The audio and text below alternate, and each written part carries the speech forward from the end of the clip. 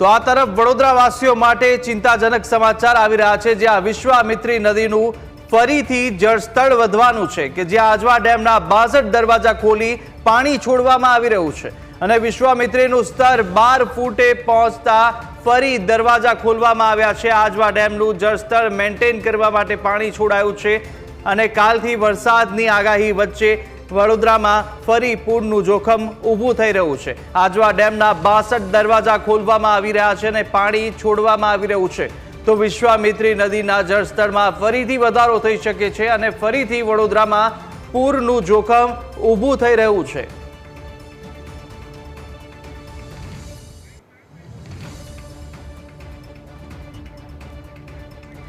વડોદરા શહેરમાં પૂર આવ્યા બાદ તંત્ર દ્વારા પ્રજાલક્ષી એક નિર્ણય લેવામાં આવ્યો હતો કે આજવા સરોવરના દરવાજા જે છે તે બંધ કરી અને પૂરની પરિસ્થિતિ પર કાબૂ મેળવી શકાય, પરંતુ હવે શહેરની અંદર વરસાદ નથી। વિશ્વામિત્રીજી તમામ જગ્યાઓ પરથી પાણી ઓસરી ગયા છે અને હાલ વિશ્વામિત્રી જે છે તે 12 ફૂટ પર વહી રહી છે। તેના કારણે હવે જે છે હું તમને અહીંથી દ્રશ્યો બતાવીશ કે આપ જોઈ રહ્યા છો કે અમે સીસીસી સેન્ટરની અંદર ઊભા છે અને હાલ આજવાનું જે લેવલ છે તે 213.62 જોવા મળી રહ્યું છે। હાલ આજવા સરોવરના દરવાજા જે છે 62 દરવાજા ખોલી અને પાણી છોડવામાં આવી રહ્યું છે અને તેને 212 ફૂટ પર લાવવા માટે તંત્ર દ્વારા આ નિર્ણય લેવામાં આવ્યો છે, કારણ કે હાલ વિશ્વામિત્રી જે છે તે 12 ફૂટ છે, તેના કારણે બીજો કોઈ ભય નથી શહેરની અંદર। આપણી સાથે સ્ટેન્ડિંગ કમિટીના ચેરમેન ડૉક્ટર શીતલ મિસ્ત્રી છે, તેમની સાથે આપણે વાત કરીશું।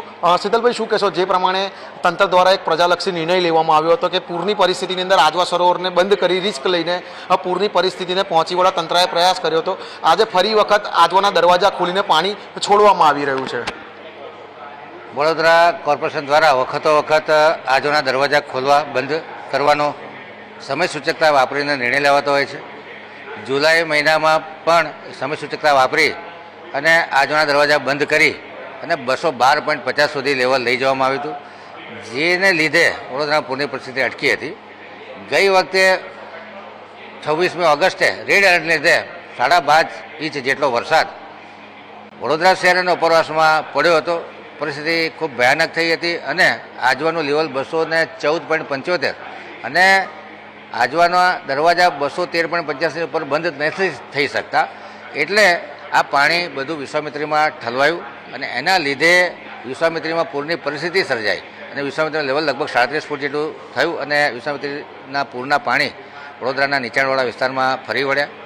આજે છેલ્લા 4-5 દિવસથી વરસાદ નથી અને પાણી ઓસરી ગયા છે। સફાઈ ઝુંબેશ પણ જોરશોરથી ચાલી રહી છે। આજવાનું લેવલ પણ 213.62 ફૂટની આસપાસ છે। એવી જ રીતે વિશ્વામિત્રીનું લેવલ પણ 12.50 ફૂટની આસપાસ છે અને પ્રતાપપુરા સરોવરનું લેવલ 228.50 ફૂટની આસપાસ છે।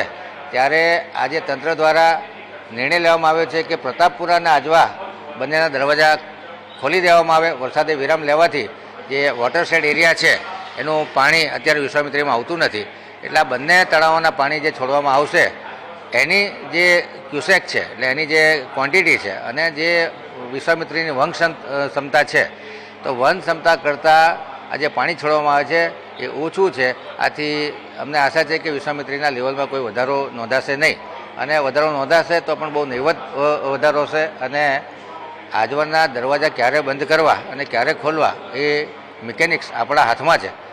આજવાના દરવાજાની એક ખૂબી છે કે 211 ફૂટથી નીચે આ પાણી દરવાજા ખોલીને નથી લઈ જવાતું, એવી જ રીતે 213.85 ફૂટની ઉપર દરવાજા બંધ નથી થઈ શકતા।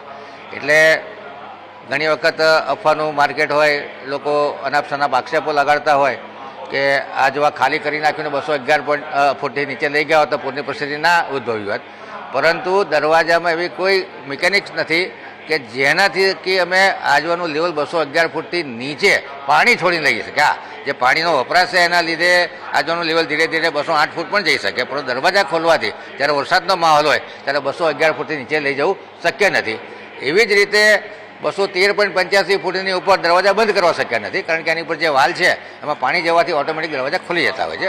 એટલે વડોદરા કોર્પોરેશન 211 અને 213.85 આજવાની સપાટી વચ્ચે આજવાના દરવાજા ખોલબંધ કરી અને વિશ્વામિત્રીનું લેવલ અને આજવાનું લેવલ મેન્ટેન કરતું હોય। શીતલભાઈ, બીજી વાત કરવામાં આવે તો જે હવામાન ખાતું છે તેને આગાહી કરી છે કે 2, 3 અને 4 આ 3 દિવસ ઓરેન્જ એલર્ટ આપવામાં આવ્યું છે, એટલે અમુક વિસ્તારોમાં હળવેથી ભારે વરસાદ થઈ શકે છે. એવી પરિસ્થિતિની અંદર આજવાના દરવાજા ખોલ્યા છે એને મેન્ટેન કરવા માટે, પણ એવી પરિસ્થિતિના સમયે શું નિર્ણય લેવાશે? કારણ કે 2, 3 અને 4 ઓરેન્જ એલર્ટ છે સમગ્ર 3 દિવસ સતત. મેં કીધું આજે વરસાદ નથી અને જેટલા કલાક આપણને ડ્રાય પીરિયડ મળે છે એ દરમિયાન આજવા જેટલું ખાલી થાય એટલી આપણા માટે બફર સ્પેસ આજવામાં ઊભી થતી જાય. કારણ કે ઓરેન્જ કે રેડ એલર્ટ આવે ને કે ભારે વરસાદ પડે તો આ જેટલા કલાક આપણે પાણી છોડ્યું છે એ આપણે ફાયદામાં રહીએ. 3-4 ઇંચ વરસાદ આવે તો બહુ ચિંતા કરવાની જરૂર નથી, પરંતુ બહુ અતિ ભારે વરસાદ આવે તો આજવાના દરવાજા ફરી બંધ કરવાનો નિર્ણય પણ લઈ શકવો પડે.